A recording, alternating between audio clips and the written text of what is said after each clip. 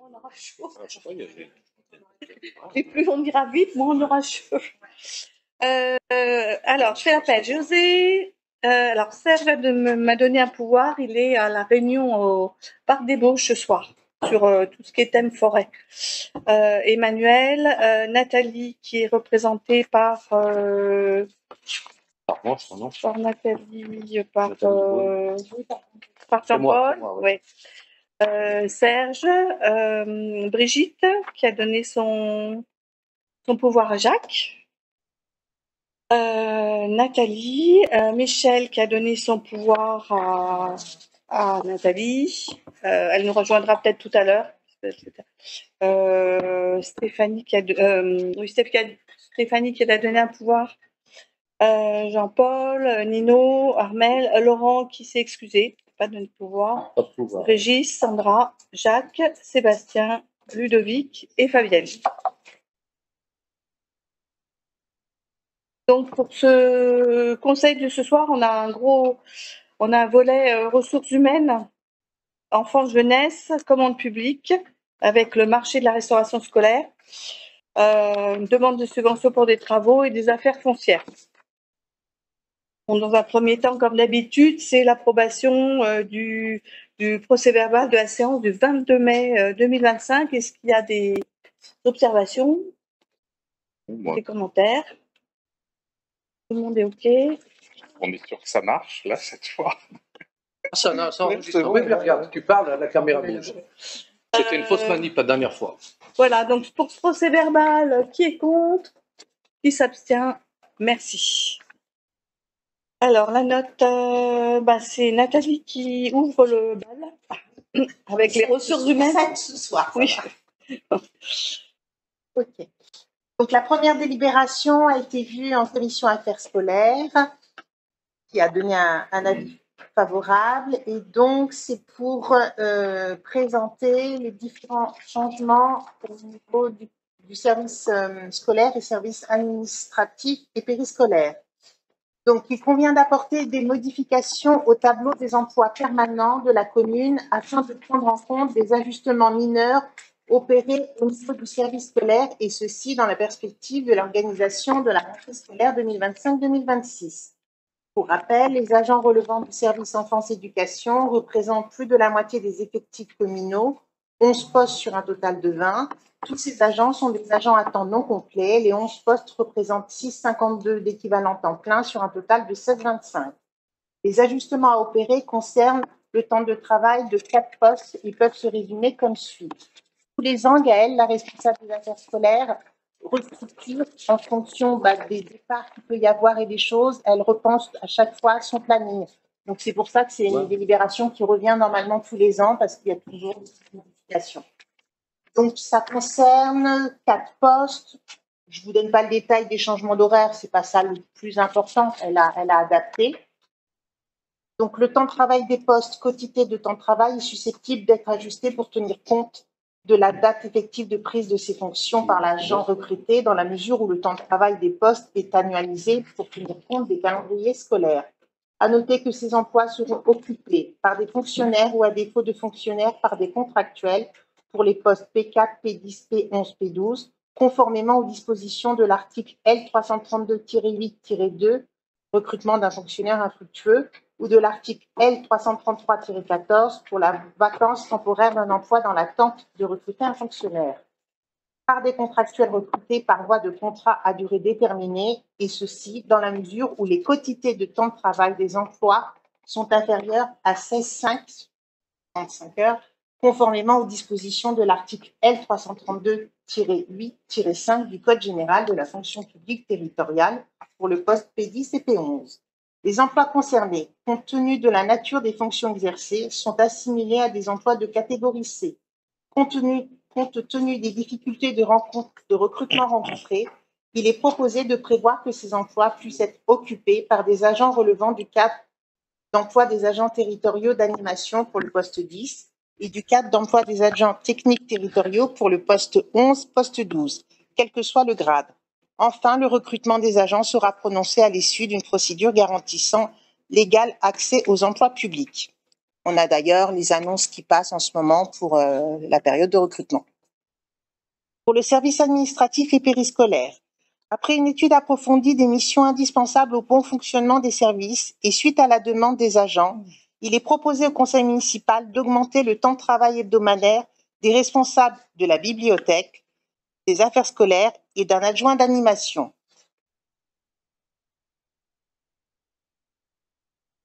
Il appartient donc au conseil municipal de supprimer et de créer simultanément les emplois nécessaires au fonctionnement des services de la façon suivante. Pour le poste 1, la suppression d'un emploi d'adjoint du patrimoine de catégorie C à temps non complet, qui faisait 22h30, et simultanément la création d'un emploi d'adjoint du patrimoine de catégorie C à temps non complet pour passer à 26h à compter du 1er juillet 2025. Pour le poste 7, la suppression d'un emploi d'adjoint administratif principal de deuxième classe de catégorie C à temps non complet qui faisait 26h30 et simultanément la création d'un emploi d'adjoint administratif principal de deuxième classe de catégorie C à temps non complet pour passer à 28h à compter du 1er septembre 2025. Le comité social territorial du centre de gestion 73 n'a pas été sollicité pour avis sur les modifications apportées au tableau des emplois permanents car aucun emploi ne cumule une augmentation ou diminution de la quotité du temps de travail d'un emploi supérieur à 10% du nombre d'heures, ayant pour effet de faire perdre le bénéfice de l'affiliation à la CNRACL, 28 heures hebdomadaires pour les fonctionnaires. Le conseil municipal, après en avoir entendu l'exposé de l'adjoint en charge des ressources humaines et après en avoir délibéré, s'il n'y a pas de questions particulières, décide.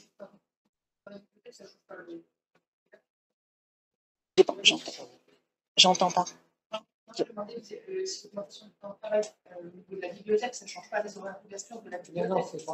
Non. Et c'est surtout que Sandrine, depuis très longtemps, fait déjà beaucoup d'heures qu'on payait en heures complémentaires. Et là, on régularise la situation, en fait. Donc là, c'est presque... On a estimé que c'était plus tenable, enfin, on ne pouvait plus, de toute façon, continuer à la payer en heures complémentaires. On a vu que c'était justifié parce que si on diminuait ses heures, c'est qu'elle devait supprimer des missions. Nous, on considère que ce serait dommage qu'elle supprime un certain nombre de choses. Donc voilà. Donc là, on régularise. Donc, il convient d'approuver la modification à compter... Non, c'est bon, j'ai lu. Si, d'approuver la modification à compter du 29 août du temps de travail des emplois pour le poste P4, P10, P11, P11. D'approuver la création et suppression d'emplois, de donner pouvoir au maire pour engager les procédures de recrutement et signer les contrats à intervenir le cas échéant dans ces cadres et procéder aux ajustements nécessaires sur les quotités de temps de travail pour tenir compte de la date effective de prise des fonctions des agents recrutés, prise en compte de l'organisation dans un cadre annuel de travail, de préciser que le niveau de rémunération des agents recrutés sera établi par référence à la grille indiciaire des grades de recrutement tel que précisé dans le tableau des emplois permanents, d'approuver les modifications apportées au tableau des emplois permanents, d'annexer à la présente délibération le tableau des emplois permanents modifiés, de préciser que les crédits correspondants sont inscrits au budget du chapitre 12. Pour cette délibération, est-ce qu'il y a des questions? Est-ce que... Qui est contre? Qui s'abstient? Merci. Bon, je vous remercie pour les agents qui nous ont fait part des modifications de temps de travail et que vous acceptez.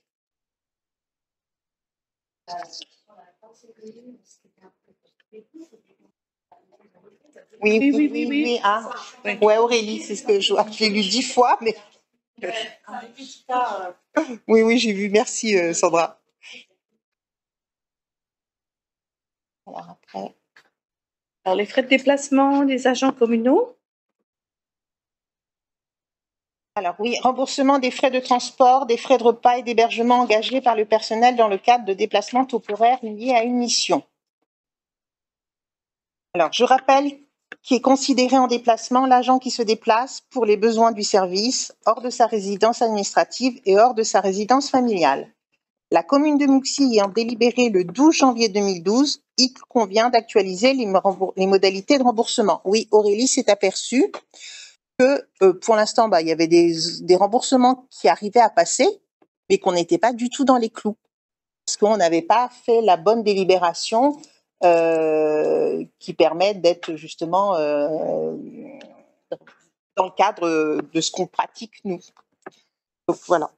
Considérant que l'article 1 du décret 2001-654 modifié énonce que les conditions et modalités de règlement des frais occasionnés par les déplacements temporaires des collectivités et établissements publics mentionnés à l'article 2 de la loi du 26 janvier 84, subvisés et de toute personne dont les frais de déplacement temporaire sont à la charge des budgets de ces collectivités et établissements sont, sous réserve des dispositions du présent décret, celles fixées par le décret numéro 2006-781 du 3 juillet 2006, fixant les conditions et les modalités de règlement des frais occasionnés par les déplacements temporaires des personnels civils de l'État. Alors, pour le remboursement des frais kilométriques, considérant qu'en vertu de l'article 10 du décret 2006-781 du 3 juillet 2006 susvisé, l'agent autorisé à utiliser son véhicule terrestre à moteur pour les besoins du service est indemnisé de ses frais de transport, soit sur la base du tarif du transport public de voyageurs le moins onéreux, soit sur la base d'indemnités kilométriques dont les taux sont fixés par un arrêté conjoint du ministre chargé de la fonction publique, du ministre chargé du budget et du ministre chargé de l'outre-mer. Considérant que l'arrêté du 3 juillet 2006 subvisé fixe les taux des indemnités kilométriques en vigueur, les frais de transport, frais de péage d'autoroute et frais d'utilisation de parcs de stationnement, tickets de bus, etc. seront remboursés sur la base de la dépense réelle sur présentation des justificatifs. Remboursement des frais de repas et hébergement. Considérant que le taux du remboursement forfaitaire des frais supplémentaires de repas et le taux de remboursement forfaitaire des frais d'hébergement sont fixés par un arrêté conjoint du ministre chargé de la fonction publique et du ministre chargé du budget, considérant que l'arrêté du 20 septembre 2023, modifiant l'arrêté du 3 juillet 2006, fixe le taux des indemnités de mission prévues à l'article 3 du décret numéro 2006-781 du 3 juillet 2006, subvisé comme suit. Donc, je vous laisse regarder les différents montants qui sont proposés. Le taux d'hébergement prévu ci-dessus est fixé dans tous les cas à 150 € pour les agents reconnus en qualité de travailleurs handicapés et en situation de mobilité réduite. Remboursement forfaitaire des frais d'hébergement. Considérant qu'en vertu de l'article 7-1 du décret 2001-654 subvisé, il appartient à l'Assemblée délibérante de la collectivité ou du conseil d'administration de l'établissement de fixer, en métropole, le barème des taux du remboursement forfaitaire des frais d'hébergement, que peuvent également être fixés pour une durée limitée lorsque l'intérêt du service l'exige et pour tenir compte des situations particulières, des règles dérogatoires au taux des indemnités de mission et de stage, lesquelles ne pourront en aucun cas conduire à rembourser une somme supérieure à celle effectivement engagée. À ce titre, les taux d'hébergement fixés par l'arrêté du 3 juillet 2006 modifié subvisé sont modulables par l'Assemblée délibérante, soit pour appliquer une minoration, soit plus exceptionnellement pour majorer cette indemnité pour tenir compte de l'intérêt du service ou de situations particulières. Ce remboursement forfaitaire sera revalorisé suivant les évolutions des textes réglementaires qui entreront en vigueur sans qu'une nouvelle délibération ne soit nécessaire. Tant mieux. Remboursement des frais de repas. Droit du remboursement forfaitaire des frais de repas. Considérant qu'en vertu du troisième alinéa de l'article 3 du décret 2006-781 susvisé, l'organe délibérant de la collectivité ou le conseil d'administration de l'établissement prévoit le remboursement forfaitaire des frais supplémentaires de repas engagés par l'agent sur production des justificatifs de paiement auprès du seul ordonnateur. Le taux du remboursement forfaitaire des frais supplémentaires de repas est fixé par l'arrêté du 3 juillet 2006 modifié.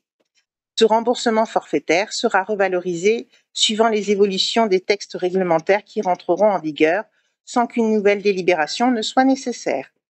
Le conseil municipal, après avoir entendu l'exposé et après avoir délibéré, décide, de retenir le principe d'un remboursement des frais de transport sur la base d'une indemnité kilométrique forfaitaire dans les conditions réglementaires subventionnées, de retenir le principe d'un remboursement forfaitaire des frais d'hébergement dans les conditions réglementaires subventionnées sous présentation des justificatifs afférents, de retenir le principe d'un remboursement forfaitaire des frais de repas du midi et du soir de l'ordre de 20 €, repas au maximum, sur présentation des justificatifs afférents, d'autoriser le maire à procéder au paiement de cette indemnité.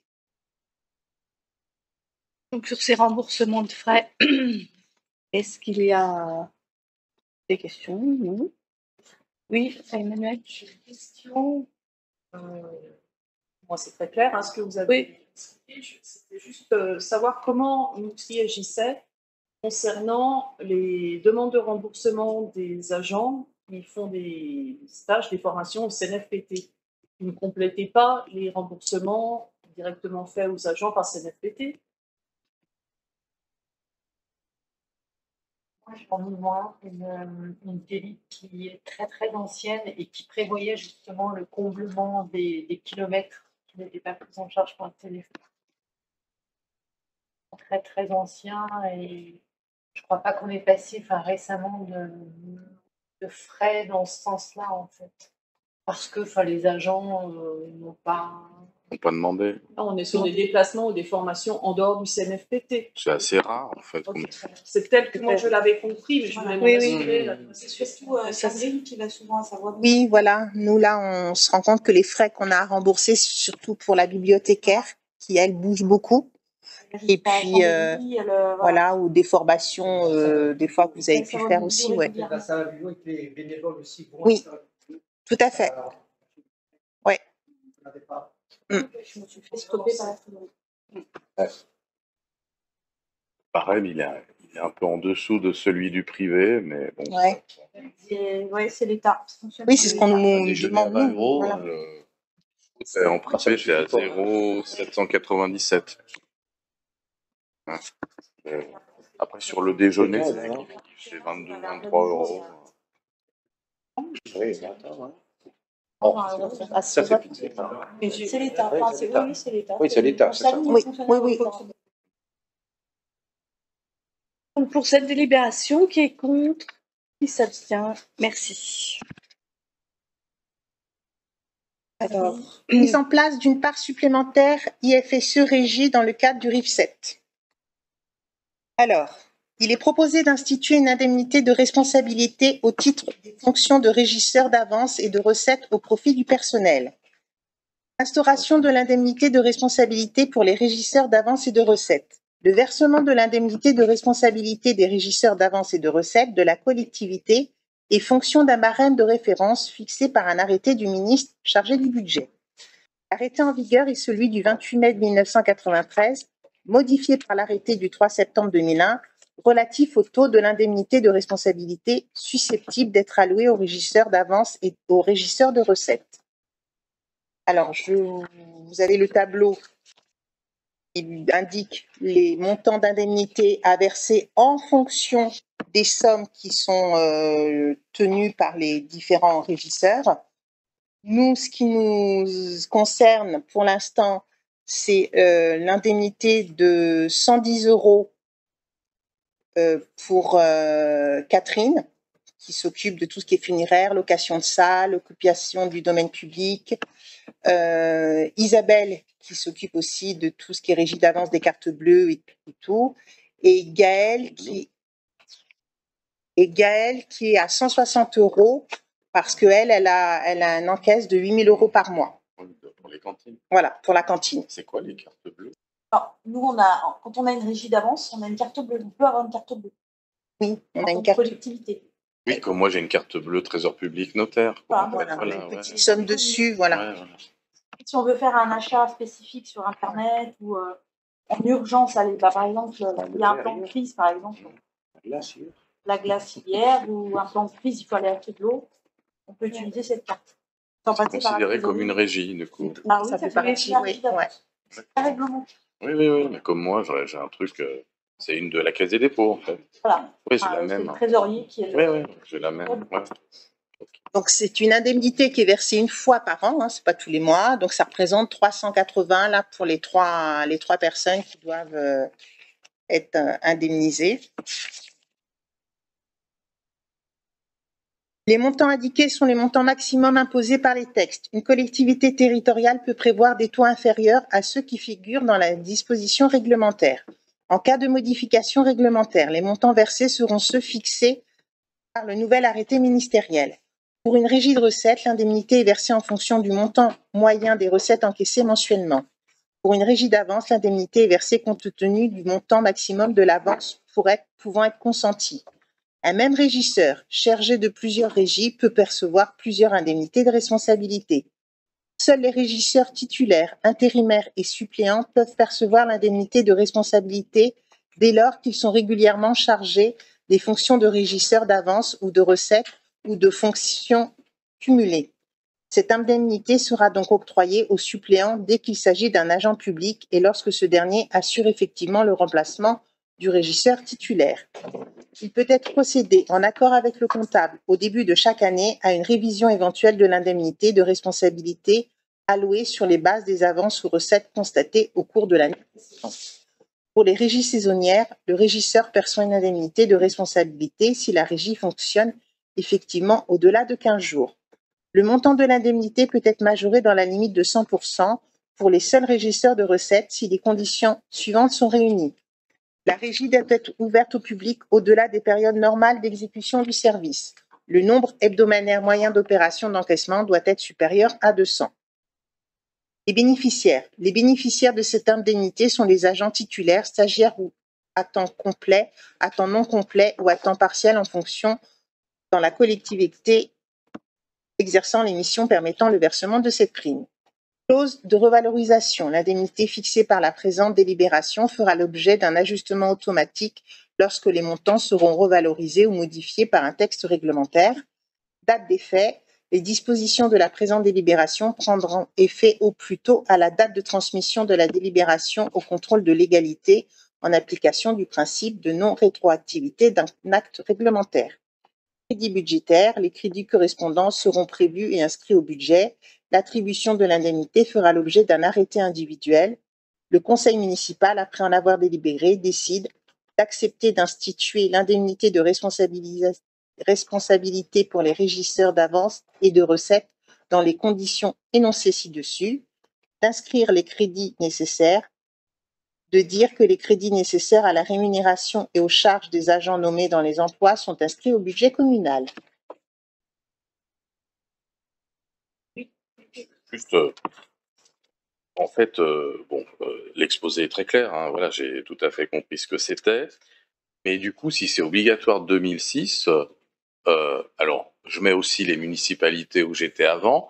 Pourquoi ça sort aujourd'hui alors que c'était quelque chose d'obligatoire? Comment on s'en est aperçu? Hein. Moi, en 2020, j'étais régisseur de truc, j'avais. Ah, c'était déjà instauré. Tout à fait. Ah, d'accord, j'ai compris que c'était une instauration. Alors. Ça a été supprimé. Mise en place, ou renouvellement plutôt. Le terme n'est pas tout à fait. Oui, voilà, parce que je me dis, tiens, mais on n'avait jamais mis en place ça.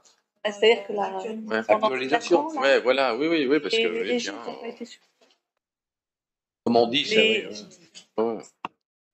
Si on revient dessus, c'est qu'elles n'existaient plus là. Très clair. Mais pourquoi? Oui, non, mais je dis tiens. Parce qu'il y en avait plus mis en place. Depuis 4 ans. Correctement par rapport à ça. Ouais. D'accord. C'est une actualisation. Une actualisation. Ok. On pourrait comprendre. Claire, maintenant, si tu prends ça, c'est évident. On ne pas dire on n'a pas testé. Donc c'est bon. C'est bon? Alors, qui est contre? Qui s'abstient? Merci. C'est pour moi. Volet d'enfants jeunesse. Voilà, donc ça c'est pareil, c'est une délibération qui a été vue en commission affaires scolaires. Alors c'est juste parce que, c'est pareil, ça tous les ans, on y a droit. Quand dans l'année, on a des cas particuliers, des demandes, des parents qui nous écrivent en disant, voilà, il s'est passé ça pour mon enfant, est-ce que vous pouvez prendre en charge le coût de la cantine? donc, on se dit qu'on va repréciser avec plus de détails ce qui concerne donc l'histoire des cantines, des montants que les parents doivent payer. Et puis Armelle a pointé du doigt aussi un article, quelque chose qui manquait dans le règlement intérieur et qu'elle a donc souhaité qu'on rajoute dans ce nouveau règlement. Donc vous avez eu en pièce jointe le règlement complet. Là, on ne reprend que 2 petits points, donc je vous lis uniquement les choses qui sont modifiées.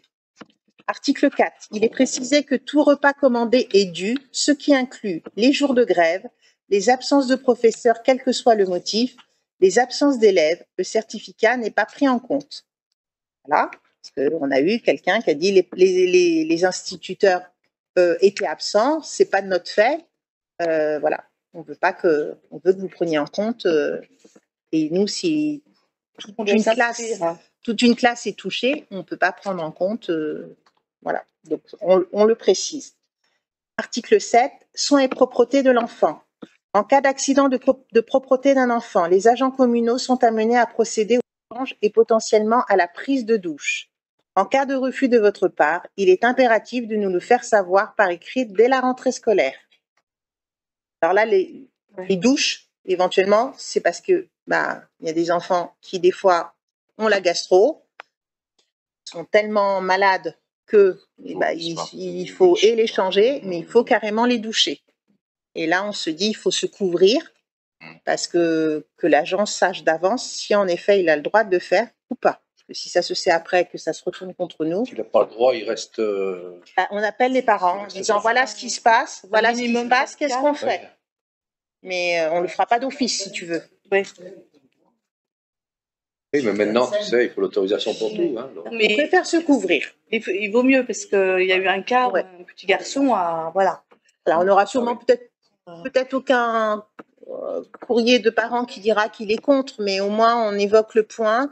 Et si c'est le cas, les agents seront obligés d'appeler les parents si ça arrivait. Donc, après avoir entendu l'exposé, le conseil municipal décide d'approuver les modifications apportées au règlement intérieur des services tels qu'annexés à la présente délibération. Tout le monde est d'accord sur ces modifications. Les règlements intérieurs du périscolaire. De l'école, oui, il a été mis en cantine et garderie. Tout à fait. Oui, périscolaire. Observation, parce que du coup, je les ai relus. C'est qu'on parle nulle part. Le règlement complet. Ouais, non, d'une référence et alors que ça soit la tenue, comportement, etc. Et c'est un sujet sensible dans les cantines que tout est fait dans le cadre de la laïcité et du principe de la République, quoi. Voilà. On n'ait pas de problème par rapport à du prosélytisme quel qu'il soit, ou alors c'est peut-être compris dans autre chose. Oui, je pense que ça. Quelque part. Ouais. L'école est laïque. Oui, voilà, c'est rester là-dessus, mais. Ça doit, je pense, être. Ça couvre. Ça coule de source. Oui, mais. C'est la loi. Hein. Non, autrement, voilà. Pas rajouter que. La partie que vous avez rajoutée concernant le déshabillage et le rhabillage de l'enfant, est-ce que c'est lié à un incident qui s'est produit à l'école de Mouxy? Le petit garçon, là, comme il ne se laissait pas faire, etc., comment dirais-je, la personne, et du coup, après, il a raconté qu'on l'avait touché, donc voilà. Donc les parents ont débarqué tout de suite en disant qu'est-ce qui s'est passé, et bon, il a fallu expliquer que, voilà, il n'y avait eu aucun, c'était de changer, quoi. Hein, donc c'est à la suite de cet incident-là où je me suis dit, il faut quand même qu'on le note. Ils s'en est resté là pour le personnel municipal? Du coup, tout le monde a été. Elle a fait repasser le mot à tout le monde. Hein, là. À la rentrée, tout le monde sera au courant de cette modification du règlement. Oui, j'entends, mais les parents n'ont pas fait suite par rapport à. Non, voilà, l'explication de l'adulte a été donnée et comme ça les parents ont été rassurés. Ok, il n'y a pas eu. Voilà. Non, il faut être suite. Voilà. Mais ça aurait pu. Voilà. Donc, pour ces modifications du règlement, quel contre? Abstention? Merci. Ensuite, on passe à la subvention de la coopérative scolaire. La rentrée prochaine, donc vous vous souvenez, l'année dernière, on a donc voté la mise en place d'une coopérative qui facilite grandement on va dire, les démarches administratives à la fois pour le directeur que pour le service en mairie. Donc là, tous les ans, donc ce qui avait été convenu, c'est que le directeur avait un budget, que le bilan financier serait fait en fin d'année scolaire. Donc là, on en a fait un premier bilan, mais il m'a dit jusqu'à fin août, j'ai encore des factures à payer, j'ai encore des subventions à récupérer et tout. Donc c'est une très bonne estimation, mais il me dit ça peut varier encore un peu, donc c'est pas gênant. Mais on lui a demandé donc qu'il nous fasse part du futur budget de sa demande pour qu'on sache estimer à combien allait être le nouveau montant par enfant. Donc, l'enseignement public du premier degré relève de la compétence des communes qui assurent à ce titre les frais de fonctionnement des écoles primaires, maternelles et élémentaires. En ce qui concerne le budget de fonctionnement alloué à l'équipe enseignante, ce dernier est constitué d'une ligne allouée pour les fournitures scolaires, d'une ligne allouée pour le financement des projets pédagogiques et activités extramuros. Il est proposé de fixer le montant de ces deux lignes budgétaires sur la base d'une dotation par élève. Donc, on avait vu ça en commission interscolaire. Sauf que moi, j'ai assisté à une réunion 2 jours après qui est pour traiter du savoir rouler à vélo. Et le directeur m'avait dit, vas-y à cette réunion parce que je sens qu'il peut se passer quelque chose, soit positif, mais plutôt négatif. Et le fait est, Grand Lac, qui a animé la réunion, nous a dit que l'État se désengageait de sa subvention pour ce qui est le savoir rouler à vélo, c'est-à-dire qu'on met en place des ateliers, des formations, et le dernier cycle, c'est une sortie dans les rues pour que les enfants soient vraiment à l'aise pour circuler en vélo. Donc nous, on trouve que c'est quand même une opération qui est importante, surtout qu'après en 6e, ceux qui vont en vélo en 6e, ça peut être un gros trajet. Bon, l'État a décidé de ne plus financer ce dispositif. C'est le dispositif avec la gendarmerie? Non, là ça c'est encore autre chose. Non, là c'est vraiment une agence qui a l'habitude de faire ça, et puis Grand Lac maintenant qui va faire les interventions. Donc voilà, donc du coup, par rapport à ce qu'on avait défini, le budget, ce que je vous ai présenté, il y a une petite augmentation parce que on perd la subvention pour l'année prochaine. Donc, pour les crédits fournitures scolaires, c'est bien 58 € par enfant scolarisé au 1er janvier, soit 10 498 en 2025 sur la base de 181 élèves. Cette dotation est intégrée au budget communal et mobilisée par les enseignants qui établissent et transmettent pour visa à la commune des bons de commande. Les factures correspondantes sont mandatées par la commune qui en assure le suivi comptable. Les sommes non utilisées en fin d'année civile sont reportées automatiquement sur l'exercice suivant. Les effectifs scolaires pris en compte sont ceux au 1er janvier de l'année civile et le montant de la dotation annuelle n'est pas révisé à la hausse ou à la baisse en fonction de l'évolution des effectifs scolaires à la rentrée de septembre. L'achat des ramettes de papier est pris en compte sur ces crédits. Donc c'est au niveau du budget des projets pédagogiques qu'il y a donc une petite hausse.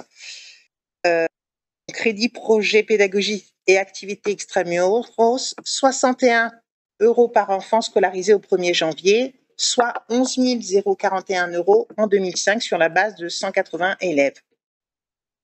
Alors l'année dernière, le budget était de 64 € par enfant, et comme le directeur a essayé de gérer au mieux son budget, le fait est, il avait fait des économies. Et puis là, le fait qu'on perde cette subvention de l'État, c'est pas de sa faute. Donc, on remonte un petit peu par rapport à ce qui avait été vu en commission affaires scolaires. Cette dotation sera versée sous la forme d'une subvention à la coopérative scolaire de école publique Simone Veil, créée en 2024 et qui est affiliée à CCE 73. Le conseil municipal, après en avoir entendu l'exposé de l'adjointe en charge des affaires scolaires et après en avoir délibéré, décide d'approuver les modalités de fixation et de versement des dotations scolaires, soit dotation fourniture scolaire 58 € par élève inscrit au 1er janvier de chaque exercice, dotation projet pédagogique et activités extramuros de 61 € par élève inscrit au 1er janvier de chaque exercice, de préciser que la dotation projet pédagogique et activités extramuros sera versée sous la forme d'une subvention à la coopérative scolaire d'école primaire Simone Veil sur le compte bancaire ouvert par cette dernière, de préciser que le montant de la subvention allouée en 2005 sera de 11 041 €, de préciser que cette subvention sera imputée sur le compte 6 574 du budget de la commune. Voilà. Là, on parle du budget pédagogique parce que le budget de fourniture est sur le budget général de la commune. Voilà. Questions, des observations? Ce que rapporte la PEM, ça s'ajoute après une subvention extrascolaire. Ah, c'est sûr que nous, en fin de compte, le directeur nous demande ce que lui, il doit réellement payer. La PEM finance, oui, parce qu'ils font énormément de choses à l'école. Il y a beaucoup de choses. Donc, la PEM finance beaucoup d'activités que nous, on n'a pas dans la demande de ce que je vous ai annoncé là. Nous, c'est le solde, c'est ce qui reste. Ah bah, il sait jamais à l'avance s'il va gagner plus d'argent ou moins d'argent.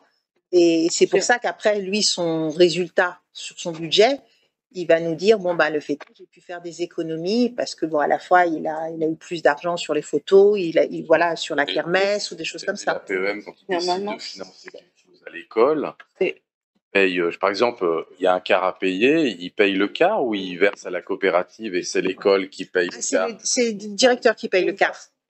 Donc la PEM versera à la coopérative. Oui, tout à fait. Oui, c'est le directeur maintenant qui gère les comptes de la coopérative. Voilà, c'est le directeur qui gère tout maintenant. La PEM passe par la coopérative. Voilà. Donc eux, ça les décharge énormément finalement. Très bien.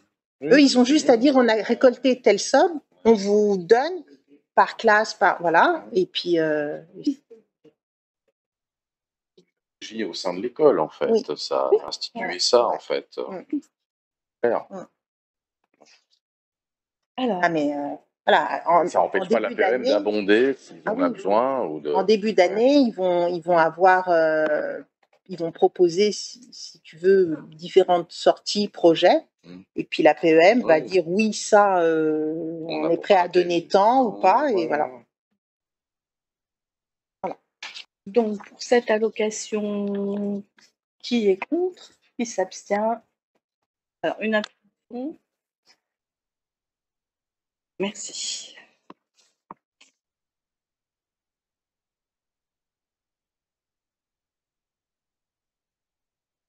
On a la convention périscolaire avec la SEJ. Là, c'est pareil, tous les ans, on renouvelle cette convention. Parce que si on décidait d'arrêter ça, on serait libre de pouvoir le faire tous les ans. Mais bon, je me suis renseignée auprès de la responsable. Je lui dis, mais cet agent qui vient de la SEJ, c'est pour nous doter de quelque chose de sympathique ou c'est quelque chose dont on a besoin? Et elle m'a expliqué que non, si ça n'avait pas été lui, il aurait fallu recruter quelqu'un d'autre. Donc de toute façon, c'est bien mieux de passer par un professionnel qui peut proposer des activités créatives ou sportives, beaucoup sportives à nos enfants, que d'avoir un agent périscolaire qu'on serait obligé d'avoir si ce n'était pas la SEJ. Donc, la commune a recours depuis plusieurs années à la SEJ pour mettre à la disposition de la commune un animateur sur le temps du service de restauration scolaire. Ce partenariat permet à la commune de renforcer l'encadrement tout en bénéficiant des compétences d'un animateur formé proposant aux enfants des temps d'activité avant et après le repas. Le coût de cette intervention d'une durée de 2 heures, de 11h20 à 13h20 et de 22 € par heure, soit environ 6 500 € par an. La convention proposée est établie pour l'année scolaire 2025-2026. Le conseil municipal, après en avoir entendu l'exposé de l'adjointe en charge des affaires scolaires et après en avoir délibéré, décide d'approuver les termes de la convention cadre relative à la mise à disposition d'un animateur par la SEJ dans le cadre du service de la restauration scolaire, d'autoriser le maire à signer la dite convention, ainsi que tous les documents y afférents et notamment les avenants susceptibles d'être pris durant l'année scolaire. Alors, qui est contre? Qui s'abstient? Merci. Il faut quand même faire remonter que les enfants sont ravis des activités qui leur sont Ah oui. proposées par l'animateur. Oui, c'est sûr que nous, si on prenait un agent, mais prendre un agent 2 heures, enfin, rajouter, c'est pas facile. C'est pas le même tarif, c'est pas 22 € de l'heure, mais c'est pas la même qualité de service non plus. Donc, ils ont essayé, je sais pas depuis combien, c'est l'ancienne équipe qui a mis ça en place, ils ont voulu voir, ils ont vu que c'était quand même très bénéfique, très positif, donc on continue. Alors, le dernier point. Le dernier point. Participation annuelle de la crèche Planète Boutchou. Donc, voilà. Donc, pour rappel, la microcrèche Planète Boutchou est gérée par une SIC, Société coopérative d'intérêt collectif, au capital duquel les communes de Vauglan, Viviers-du-Lac et Mouxy sont actionnaires. Cette structure a démarré son activité le 23 août 2012. Le partenariat entre la commune et la SIC a donné lieu à l'établissement d'une convention de moyens et d'objectifs qui fixe, entre autres, les conditions de versement de la participation de la commune au financement de la structure. L'article 4.1 de la convention précise que la commune versera à la SIC une contribution forfaitaire dont le montant sera voté chaque année par le conseil municipal au regard des éléments présentés par la SIC et prévus à l'article 8, notamment le programme d'activité, les comptes d'exploitation prévisionnels. La gérante de la SIC sollicite le versement par la commune d'une contribution d'équilibre de 12 400 € au titre de son exercice 2024-2025. Par ailleurs, la convention liant la SIC à la commune arrive à son terme le 23 août 2025 et il est proposé de la renouveler tacitement pour une nouvelle durée d'1 an reconductible une fois. Le conseil municipal, après en avoir entendu l'exposé de l'adjointe en charge de l'enfance et de l'éducation et après avoir délibéré, décide d'approuver le renouvellement de la convention d'objectifs et de moyens à intervenir entre la SIC Planète Boutchou et la commune, de fixer le montant de contribution versée à la SIC au titre de son exercice comptable 2023-2024 à 12 444 €. Non, c'est quoi là? 2023-2024, non? Oui. Et c'est l'ancienne, ça c'est notre ancienne délib. le montant est bon par contre. Le montant est beaucoup, oui, c'est bien 12 400. Les années qui étaient Là, pas, on a une phrase qui s'est rajoutée d'un bout de... Voilà. Donc voilà, je vous rappelle que sur les 12 400 qu'on va lui verser, elle nous paye un loyer de 6 000 € par an. Voilà, que c'est un service qui est vraiment reconnu sur la commune. Ça fait 13 ans qu'elle est en place. Donc le montant ne varie jamais vraiment à la baisse, mais elle, mine de rien, le fonctionnement reste le même. Quand elle essaye de faire des économies d'un côté, il y a des augmentations de l'autre. Donc à chaque fois, on se dit, il va peut-être... Voilà, moi je lui ai demandé où elle en était au niveau des augmentations de tarifs. Donc l'année dernière, elle avait fait une augmentation de 3,5%, ce qui était quand même important. Là, cette année, elle attend de voir si la CAF va augmenter son aide pour les parents. Si ce n'est pas le cas, elle ne fera une augmentation que de 10 centimes pour toutes les tranches. Et si au contraire la CAF est plus généreuse, elle pourra aussi augmenter de son côté un peu plus. Mais ça, pour l'instant, elle ne le savait pas. Voilà, est-ce qu'il y a des questions? Et là, on liquide tout. La dernière fois, on avait épuré les dettes. On cumulait depuis des années. Là, on repart sur la subvention. Oui, exactement. Oui. Non, on n'a pas voté. Alors, qui est contre? Qui s'abstient? Merci. Et je tiens aussi, au nom de la responsable de la microcrèche, du personnel et des bébés. Bon, les bébés, ils ne l'ont pas dit, mais ils ont la clim là depuis le mois d'avril. Et elle me dit, si tu savais le bonheur que c'est avec ce qu'on vit en ce moment, au moins les bébés dorment. Donc, voilà, quand on voit les températures qu'on a là, on se dit que, bon, c'est une obligation de toute façon, mais on comprend pourquoi. Et là, les bébés sont bien mieux. Donc, elle nous remercie. Alors, on reste un peu toujours dans l'école avec l'attribution du marché de restauration scolaire. Le marché arrivant à terme, on a relancé, comment dirais-je, on a refait le cahier des charges et relancé le marché. Et il y a une seule offre régulière qui a été déposée sur la plateforme des marchés sécurisés. Donc, une analyse de l'offre a eu lieu en tenant compte des critères suivants qui avaient été déterminés. La qualité de la prestation, 50% avec 30 points pour la qualité des ingrédients, 30 points diversité de l'offre alimentaire, 10 points proposition d'un plan d'animation annuel, 10 points communication et information, 10 points équipe et exploitation du restaurant et 10 points proposition de lutte anti-gaspillage alimentaire contenant sans plastique et économie d'emballage. Les conditions de modification ou annulation des repas et conditions de commande 10% et le prix 40%. Donc cette commission a, comment dirais-je, analysé cette offre. Donc on est arrivé pour le prix, une note sur 8, donc 8 sur 8. Une valeur technique, note sur 12 à 11,64 et la note totale à 19,64. Donc, au vu de cette analyse, le conseil municipal, après avoir entendu l'exposé et en avoir délibéré, décide d'autoriser le maire à signer le marché public avec l'entreprise Vacavant Bernard Traiteur et d'appliquer les coûts suivants par repas. Donc, pour les maternelles, c'est 3,80 €, pour l'élémentaire, 4,02 € et le repas adulte, 5,25 €. Et de dire que les crédits budgétaires sont prévus au budget primitif 2025. Oui. Quelle est la durée du marché? 3 ans. 3 ans. C'est 1 an renouvelable 2 fois ou c'est un engagement Ferme de défi. 3 ans?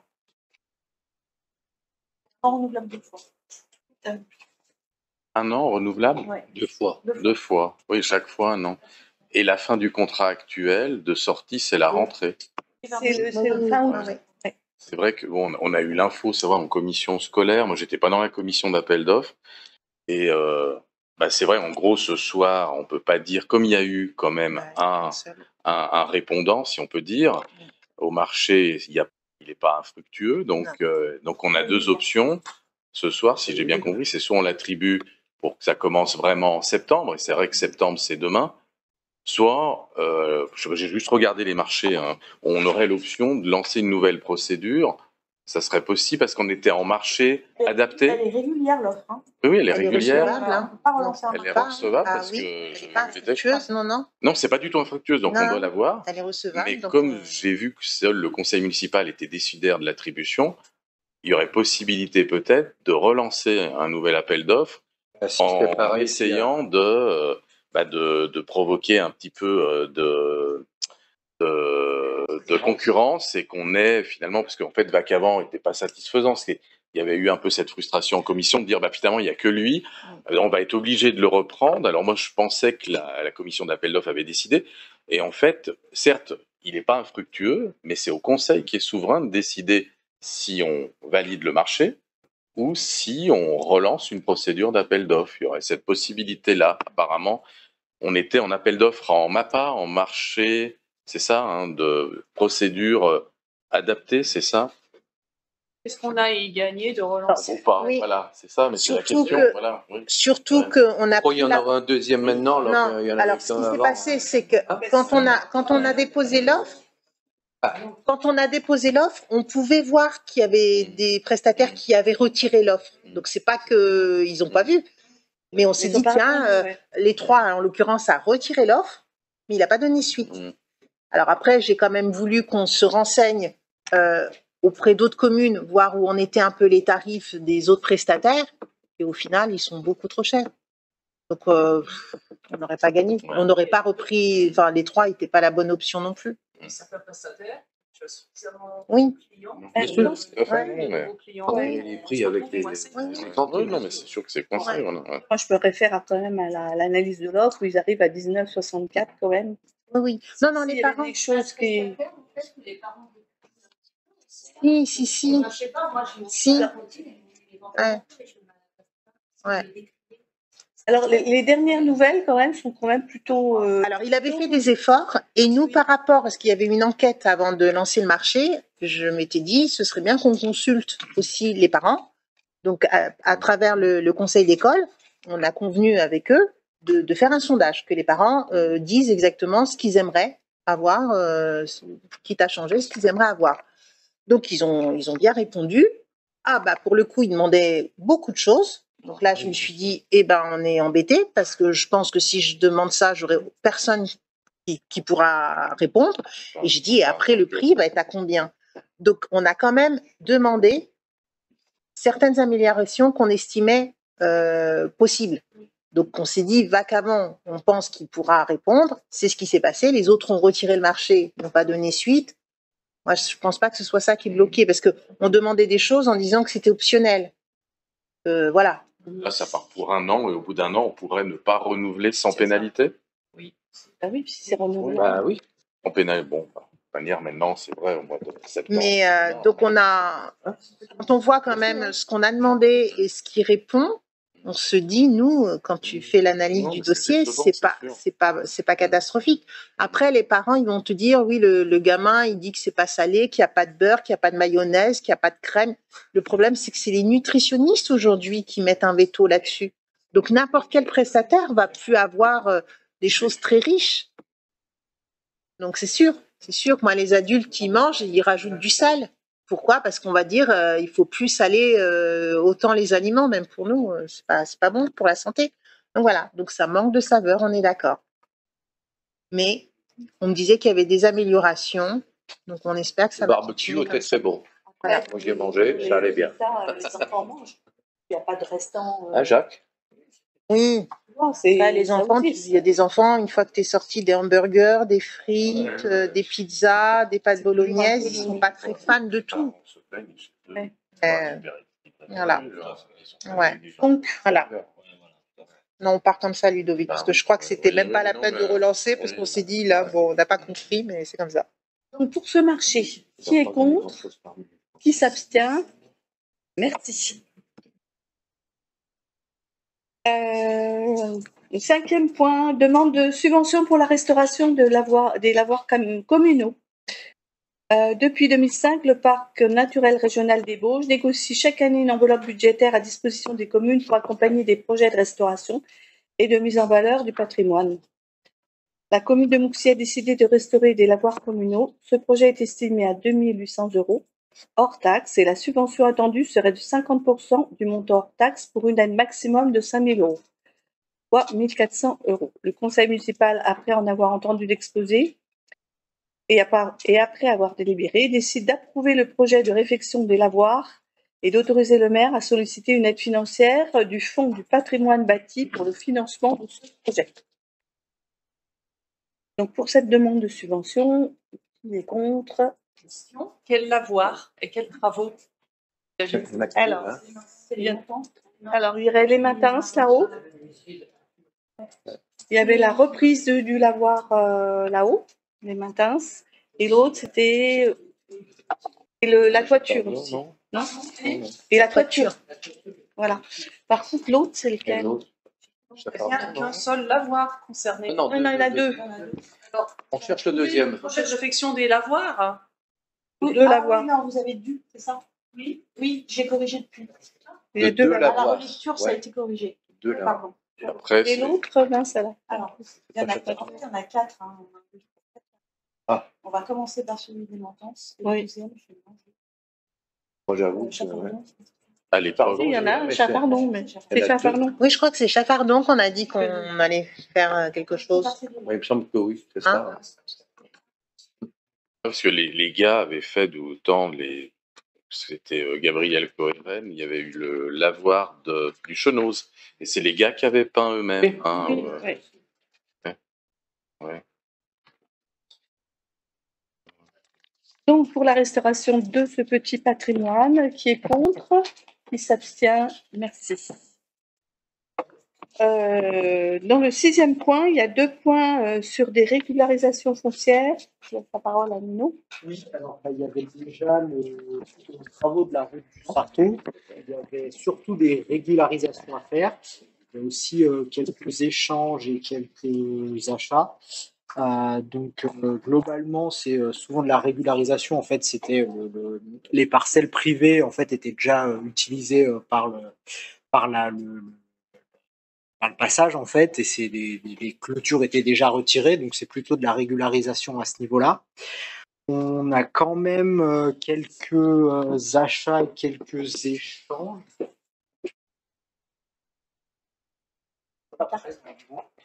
La carte, elle est où la carte? Ah là. On a eu notamment un achat avant, mais Tiens. Non, c'est pas celle-ci, celle d'après. notamment un achat de ces parcelles pour agrandir pour la chicane. Après, il y a des échanges. Le fait qu'il y a gratuit en fait de suivre la route pour voir le trottoir de ce côté-ci avec une future convention pour les 3 places de parking évolue à la micro-crèche ici, au nouveau bâtiment qui s'est fait. Et le reste, effectivement, c'est surtout de la régularisation. Avec aussi l'achat de certaines parcelles qui appartenaient encore à l'OPAC. Cette partie. Qui appartient au conseil d'approuver l'acquisition par la commune moyennant un prix de 7 € le mètre carré. Donc, effectivement, c'est ce qui avait déjà été fait pour la rénovation du parc. Et à 1 € pour les parcelles de l'OPAC. Et puis à titre gratuit pour les autres. D'accepter que les acquisitions soient régularisées par la rédaction d'un acte établi sous la forme administrative, de s'engager à prendre en charge les frais de l'établissement des actes et de mettre effectivement les frais de la commune, et d'engager M. Moret à représenter la commune. Et de dire que les sommes correspondantes sont bien évidemment aussi inscrites au budget. Voilà, donc ces régularisations foncières, on en vient à bout. Donc voilà, du coup, ça sera un dossier qui sera clos et finalisé. Et ça, c'est un gros morceau de fait. Donc pour ces régularisations, qui est contre, qui s'abstient? Merci. Et on a un deuxième point, une deuxième régularisation, donc c'est voie de la Crémaillère cette fois-ci. Alors c'est sur une parcelle qui se divise, donc c'était l'occasion de régulariser parce qu'il y a un muret avec une haie qui dépassait un peu sur le domaine communal et effectivement de l'autre côté un recul de ce même muret et de cette même haie.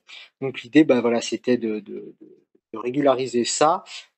C'est en l'état, c'est déjà comme ça sur le terrain, ça ne gêne pas pour le moment le passage, voilà, il n'y a pas d'impact réel sur la circulation. Si tu peux peut-être juste, Jean-Paul, remettre celle-ci, voilà, c'est cette parcelle-là, et on voit à l'ouest, là, les parcelles qui sont, il y a une division pour 2 lots à bâtir sur la droite, à l'ouest. Donc voilà, c'est dans ce cadre-là en fait qu'on fait la régularisation sur ça.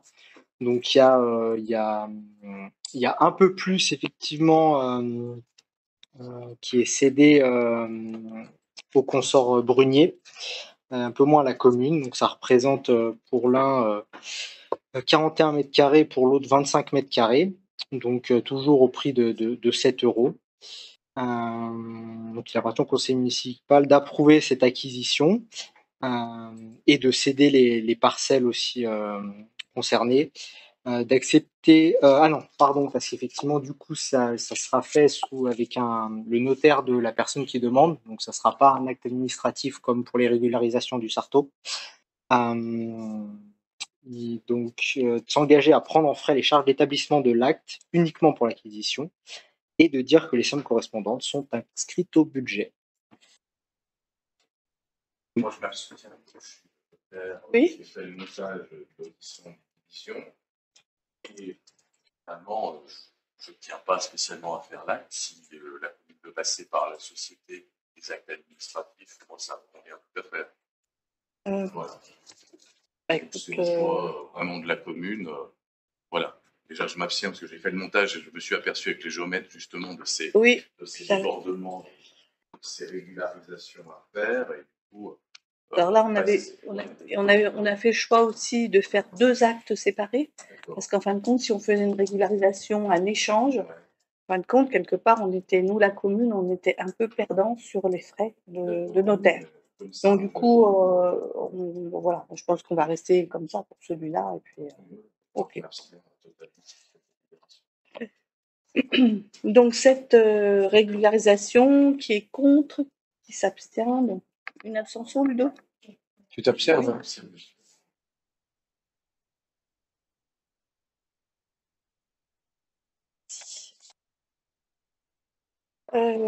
Alors, dans les questions diverses, il y a les déclarations d'intention d'aliéner.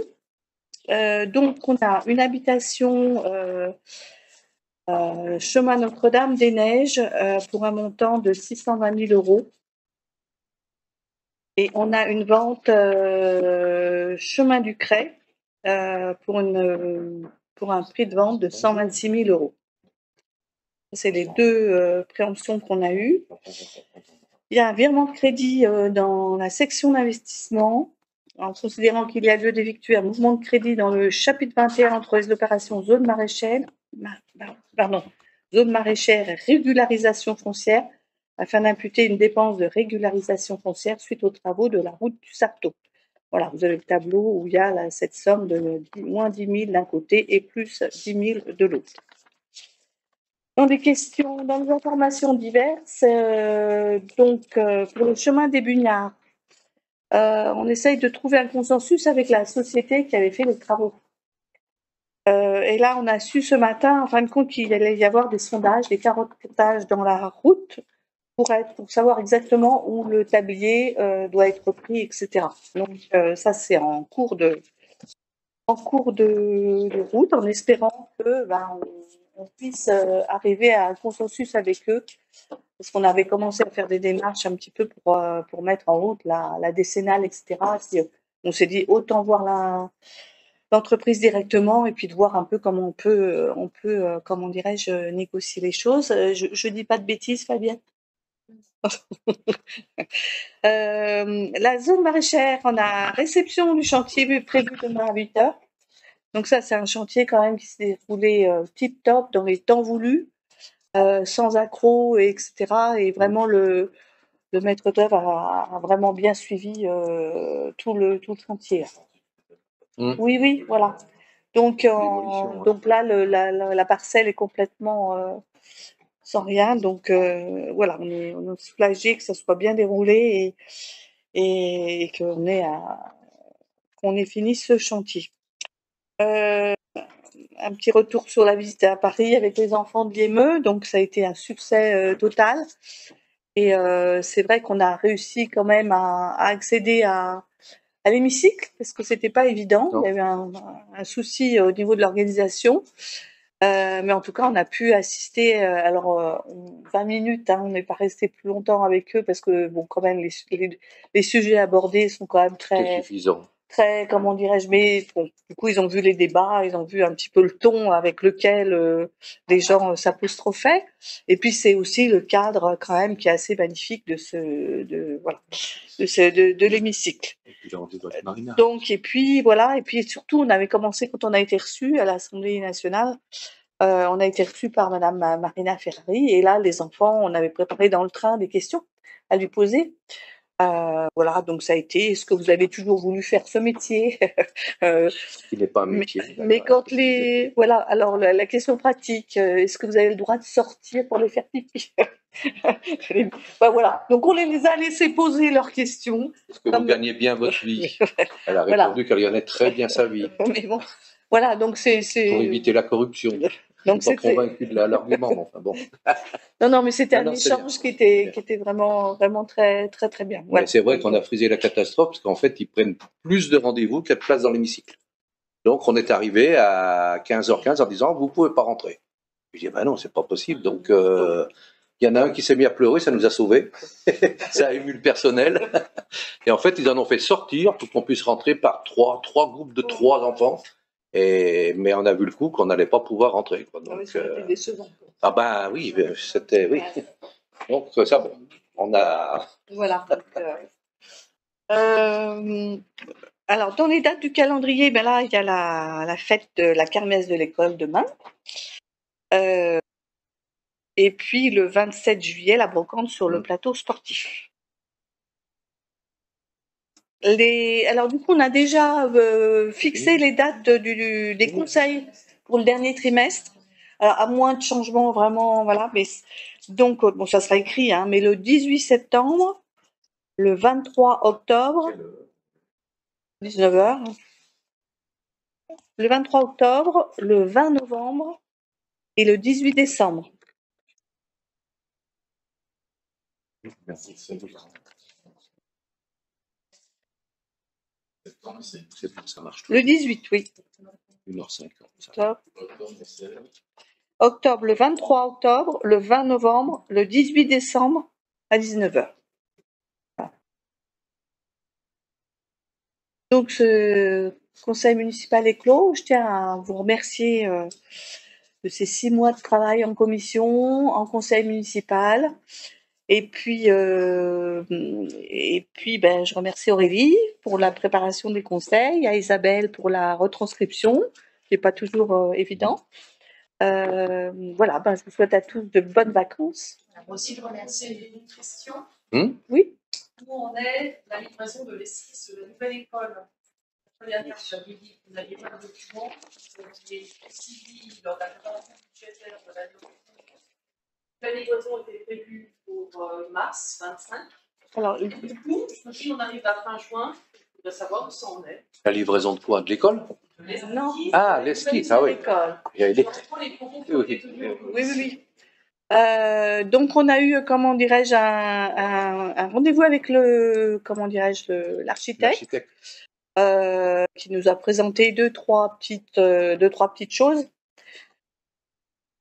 On a eu, comment dirais-je, donc il doit reprendre aussi, et on doit reprendre contact avec lui s'il voulait nous faire une présentation aussi pour expliquer le projet. Donc ça, on n'a pas été jusqu'au bout comment dirais-je, de cette discussion. Là, on n'a vraiment pas eu le temps d'ici la fin de l'année. En clair, ça n'a pas beaucoup avancé. Voilà. Donc après, comment dirais-je, après on arrive au moment en septembre, et c'est vrai que là, on va peut-être être embêté de présenter des projets par rapport aux contraintes. Ça faudra avoir. Par rapport la aux campagne contraintes de la commence le 1er septembre. Donc, à voir si voilà. Il n'y a rien engagé, il n'y a rien à cacher non plus. Ah non. Mais moi, je souhaiterais que les membres de la minorité soient également informés, au même titre que vous, sur le travail qui a été élaboré par ce cabinet. C'est pour ça que j'insiste. Je souhaiterais la diffusion des informations, même si elles sont partielles, peu importe. Oui. Ok. Voilà, non, ben. Non, je ne pas. C'est légitime, oui. Bien sûr. Ok. Après, on peut le faire en commission aussi. Hein. Donc, ouais. Oui. Oui, ou un. En amont d'un conseil municipal. Avant. Vous avez su le faire pour un autre sujet ce soir. Ok. Ben, si vous en êtes d'accord, on pourra peut-être boire un petit coup avant de se